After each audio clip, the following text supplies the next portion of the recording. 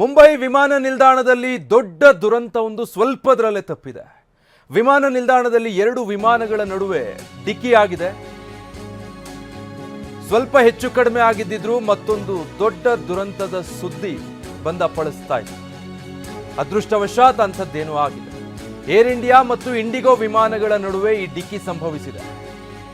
ಮುಂಬೈನಿಂದ ಕೊಯಮತ್ತೂರಿಗೆ ತೆರಳುತ್ತಾ ಇದ್ದಂತಹ air India ವಿಮಾನ, ಹೈದರಾಬಾದ್ನಿಂದ ಮುಂಬೈಗೆ ತೆರಳುತ್ತಾ ಇದ್ದಂತಹ ಇಂಡಿಗೋ ವಿಮಾನಗಳ ನಡುವೆ ಡಿಕ್ಕಿಯಾಗಿದೆ. ಏರ್ ಇಂಡಿಯಾ 2732 ವಿಮಾನ ರನ್ವೇನಲ್ಲಿ ನಿಂತಿರುತ್ತೆ.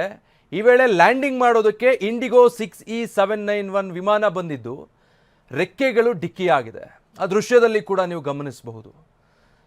ನಿಂತಿದ್ದಂತಹ ಏರ್ ಇಂಡಿಯಾ ವಿಮಾನಕ್ಕೆ ಆಗಷ್ಟೇ ಲ್ಯಾಂಡ್ ಆಗಲಿಕ್ಕೆ ಬಂದಂತಹ ಇಂಡಿಗೋ ವಿಮಾನ ಪರಸ್ಪರ ವಿಮಾನಗಳ ಡಿಕ್ಕಿ ಒಂದಕ್ಕೊಂದು ತಾಗಿರೋದನ್ನು ಗಮನಿಸಬಹುದು. ಇದರಿಂದ ಎರಡು ವಿಮಾನಗಳ ರೆಕ್ಕೆಗಳು ಜಖಮಾಗಿದೆ. ಎರಡು ವಿಮಾನದಲ್ಲೂ ಕೂಡ 100ಕ್ಕೂ ಹೆಚ್ಚು ಪ್ರಯಾಣಿಕರಿದ್ದರು. ಏರ್ ಇಂಡಿಯಾ ವಿಮಾನದಲ್ಲಿ 100ಕ್ಕೂ ಹೆಚ್ಚು ಪ್ರಯಾಣಿಕರು, ಇಂಡಿಗೋ ವಿಮಾನದಲ್ಲೂ 100ಕ್ಕೂ ಹೆಚ್ಚು ಪ್ರಯಾಣಿಕರಿದ್ದರು ಅನ್ನೋದು ಸದ್ಯದ ಮಾಹಿತಿ. ಅದೃಷ್ಟವಶಾತ್ ಇದರಿಂದ ಯಾವುದೇ ದುರಂತ ಆಗಿಲ್ಲ, ಪ್ರಯಾಣಿಕರಿಗೆ ಯಾವುದೇ ರೀತಿಯಾದಂಥ ಸಮಸ್ಯೆ ಆಗಿಲ್ಲ. ಯಾಕೆ ಈ ರೀತಿ ಆಗಿದೆ, ಇದರ ಬಗ್ಗೆ ವರದಿ ಕೊಡಿ ಅಂತ ಹೇಳಿ ಘಟನೆಗೆ ಸಂಬಂಧಪಟ್ಟ ಹಾಗೆ DGCA ಸೂಚನೆ ಕೊಟ್ಟಿದೆ. ಈ ರೀತಿಯಾದಂಥ ತಪ್ಪುಗಳು ವಿಮಾನ ನಿಲ್ದಾಣದಲ್ಲಿ ಸಾಮಾನ್ಯವಾಗಿ ಆಗೋದಿಲ್ಲ. ಯಾಕಂದರೆ ವಿಮಾನಗಳು ಲ್ಯಾಂಡಿಂಗ್ ಆಗೋ ಸಂದರ್ಭದಲ್ಲಿ ಅಥವಾ ಟೇಕ್ ಆಫ್ ಆಗೋ ಸಂದರ್ಭದಲ್ಲಿ ಅದರ ಬಗ್ಗೆ ಸಂಪೂರ್ಣವಾಗಿ ಗಮನ ಹರಿಸೋದಕ್ಕೆ ಅಂತಲೇ ರನ್ವೇನಲ್ಲಿ ಸಿಬ್ಬಂದಿಗಳಿರ್ತಾರೆ.